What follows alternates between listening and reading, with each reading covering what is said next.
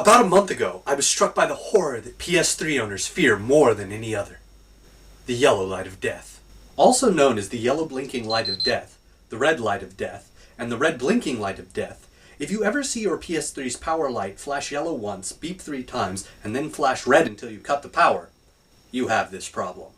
All this really means is that there's some kind of connection error inside the PS3 itself. Sometimes the hard disk has slid partway out of its cradle and simply needs to be reinserted for a quick fix. More often than not, the problem comes from overheating.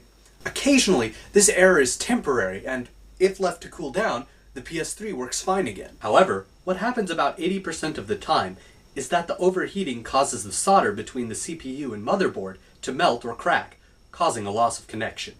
Of course, PS3s under warranty can be sent in to Sony and will be replaced with a refurbished model for free. Those no longer under warranty can be replaced for about $150.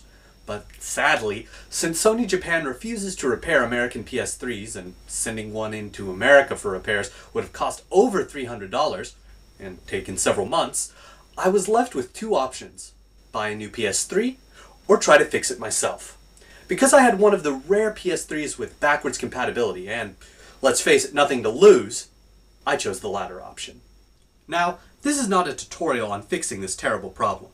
For that, I suggest Glitski's guide on YouTube. However, I will tell you what such a fix entails.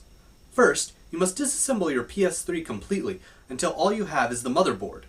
Then, you reflow the solders by melting them with a heat gun.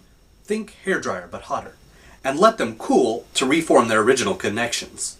Then, just slap some thermal goo on top of the CPU and GPU and put the PS3 back together. The process takes about 3 hours and costs about $40 total, including the heat gun. The problem with this fix is that it only works for a few weeks on average. By using no clean flux, you can strengthen the solder during the reflow, but even that only increases its lifespan to a couple of months before the process needs to be repeated again. In my case, the fix only lasted 3 days.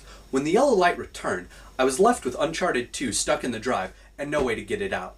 On top of that, because each PS3's hard drive is encoded to only work with one PS3, that meant I was unable to transfer or back up my saved games. So, left with little choice, I reflowed the PS3 a second time, popped out the game, and backed up all of my saves manually, since the PS3's backup utility only backs up PS3 saves and not PS1 or PS2 saves.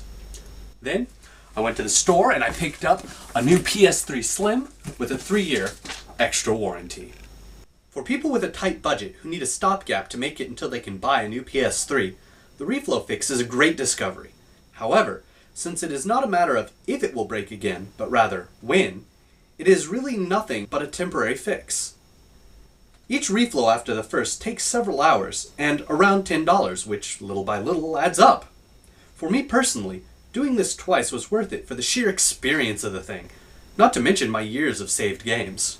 Lastly, I have a word of advice for all the people out there looking to buy a PS3 this Christmas. Do not buy it used. With little more than a screwdriver and a $20 heat gun, anyone can take a broken PS3, reflow fix it, and sell it to you. Then, a week or a month later, you will have an expensive paperweight and no warranty. So, buy new, and remember, if you buy with a credit card, most credit card companies will double the length of the maker's warranty for free.